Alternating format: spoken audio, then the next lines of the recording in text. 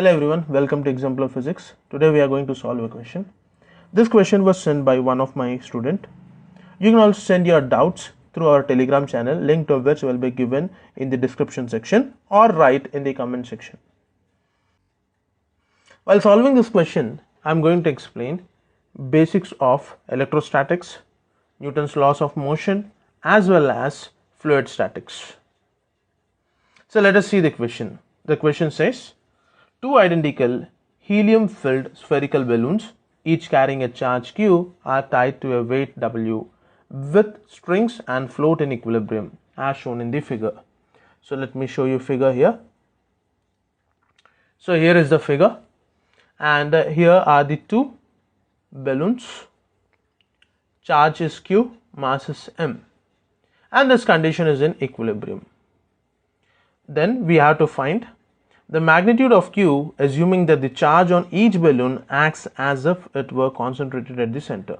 That means we have to consider as if these balloons are point charges. And you know that we can apply Coulomb's law only for point charges. So we have to assume these balloons are like point charges and all the charges concentrated at the center. Then we have to find the volume of each balloon, taking the density of helium as rho He and the density of air as rho A. So that's the question we have. So let's look into this question. First of all, let's talk about the forces acting on the mass. So here we have a block whose weight given is W. So what are the forces acting on it? If you consider the weight, so it is experiencing two forces due to the strings of length L. So let the force experienced by each string be tension T. So the component of T which is acting vertically is T cos theta for each string. Hence total force is going to be 2T cos theta. So we can draw the free body diagram for the weight W. So downward force is the weight which is equal to W. So from this I can write the equation W is equal to, that is the net downward force is equal to 2T cos theta. Or we can also write it as W by 2 is equal to T cos theta. And let us take it as our first equation. Then let us consider any one of the balloon. So what are the forces acting on the balloon? Number one, the balloon is attached through a string of length L, hence it will experience a tension force in this direction. The balloon has mass M, so it will also experience the gravitational force which is vertically downward, and that is equal to mg. If this angle is theta, then this angle is also theta because alternate interior angles. Now the component of tension along the weight is T cos theta. Similarly, the component which is perpendicular to the weight is, or along the other balloon, is T sin theta. So we are just resolving the tension T vertically downward as well as horizontally. So T cos theta along the direction of the mg and T sin theta towards the other balloon. What are the other forces acting on this balloon? The other forces are, number one, because of its charge, electrostatic force, and because it is in air, it will experience an upward force called as force of buoyancy. Since the system is in equilibrium, sum of all the forces is 0. Therefore, this was our first equation. So let's write few more equations. So if I consider vertical forces, then I can write FB, that is upward force, force of buoyancy, is equal to mg plus T cos theta. And remember, what is T cos theta? W by 2. So I'll write it as FB is equal to mg plus W by 2. Let's see which one is useful. We'll use it accordingly. So this is my equation number 2. Next, let us consider horizontal forces. So rightward force is electrostatic force and leftward force is T sine theta. So I can write Fe is equal to T sine theta, and this is my third equation. So in the first question, we had to find the magnitude of charge, and for that we need electrostatic force. So we'll be using equation 1 and 3. So let us do one thing. Let us take the ratio of 1 and 3. So 3 divided by 1, what we get is Fe by W by 2 is equal to T sine theta by T cos theta. So this can be written as T gets cancelled out. So this can be written as tan theta. Therefore, final expression Fe is equal to W by 2 tan theta. So this is the final expression. I'll take this as equation number 4. So let's move on to the next page so that we can get some space. So we got Fe is equal to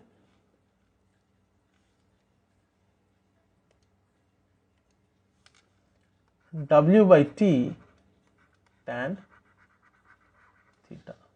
So this is the expression we got at the end, which we have written it as equation number 4.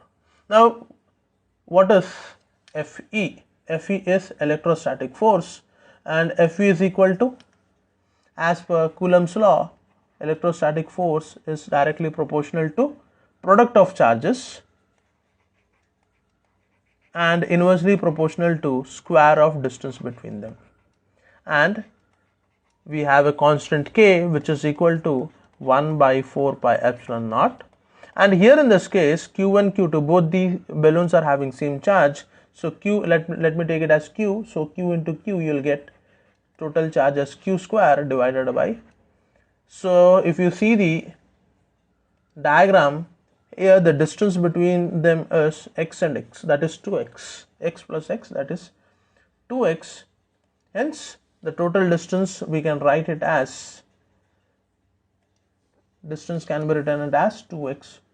So we have inverse square law, we have to write 2x whole square. So the expression becomes 1 by 4 pi epsilon naught Q square by 4x square.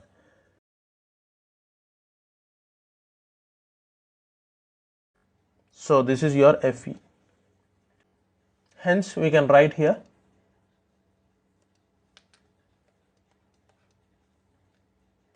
one by 4 pi epsilon naught Q square by 4x square is equal to W by 2 tan theta.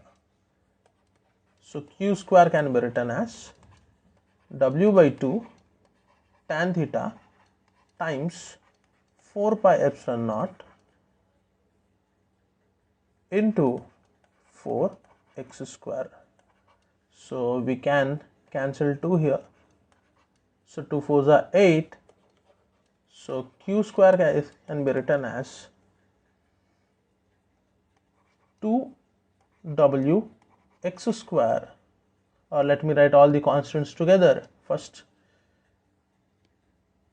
and let me multiply 4 and 2 also. So what shall we write here? We'll write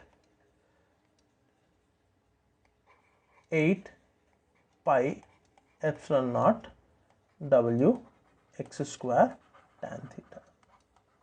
So this is your Q. So Q square, so Q is equal to, take square root on both sides, you'll get 8 pi epsilon naught W x square tan theta.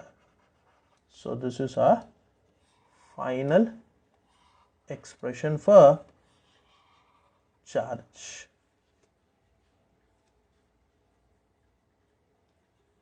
So I hope it's clear.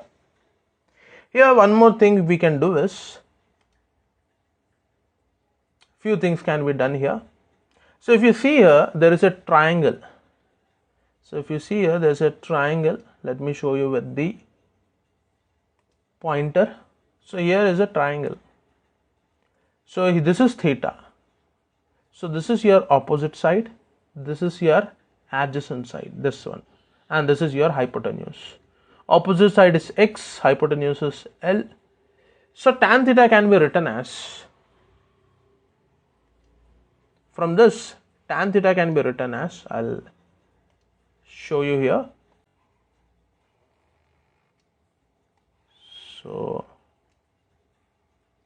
this is theta, this distance is x, this distance is L. So this distance will be under root L square minus x square. From this we can write tan theta is equal to opposite side by hypotenuse, that is x by under root L square minus x square. If this expression does not match your option, then you can put tan theta here to get the any one of the option given there. So we have found out the magnitude of charge on each balloon. So the next part of the equation is find the volume of each balloon. So we have to find the volume of each balloon. So if you see here, the second expression we did not use it yet, so we are going to use the second expression. I hope if you are copying it, you can pause the video and you can copy. I am clearing it so that we get space for the other question, that is the B part. So equation number 2, let's check it again. What is the equation number 2? FB is equal to mg plus W by 2. FB is equal to mg plus W by 2. This is our second equation. Now here let us understand the terms. First of all, what is FB? So FB is buoyant force, force of buoyancy. FB is force of buoyancy. So what is force of buoyancy? Whenever any object is surrounded by a fluid, then it will experience an upward force, and that upward force is called as force of buoyancy. The magnitude of force of buoyancy is equal to weight of fluid, okay, it could be liquid or gas, in which the body is kept. Weight of fluid displaced in which the object is kept. This is the magnitude of buoyant force, and it was found by Archimedes. And how to find out the weight of fluid displaced? So weight of fluid displaced, we can use density. So density of the fluid, so the fluid used here is air, and the question says density of air is rho A. So density into volume. So volume should be the volume of balloon. I am writing it as VB, volume of balloon, because whatever be the volume of balloon, that much air will be displaced by it. So mass, to get mass, density into volume, we get mass, and if mass is multiplied with G, you get weight of fluid displaced. So this is your value for FB. I hope it is clear. Next term is, what is M? Mass. The general thing is, see, if you see the equation, nowhere the mass, okay, nowhere in the equation mass is given, and our main concentration will be to use only those terms which are given in the equation, so that relativity will be maintained. Okay, so our expression will only consist of those terms which are mentioned in the equation, not those terms which are not mentioned. So here mass can be written as density into volume. So mass of what? Mass of the helium balloon. So mass of helium balloon is density of helium into volume. So volume of balloon, what are we writing it as? VB. So weight is how much? mg. mg is equal to density into volume into g, and this is the expression for mg. Now we'll put both in this equation to get the final result. So what will I write? FB can be written as rho A VB into G is equal to mg can be written as rho HE VB into G plus W by 2. Now let us take this term to the other side. Let us take this term to the other side. So what are we going to get? Rho A VB G minus rho HE VBG is equal to W by 2. Now we can take some things common here, that is VB and G. So what are we left with? Rho A minus rho HE, and this is equal to W by 2.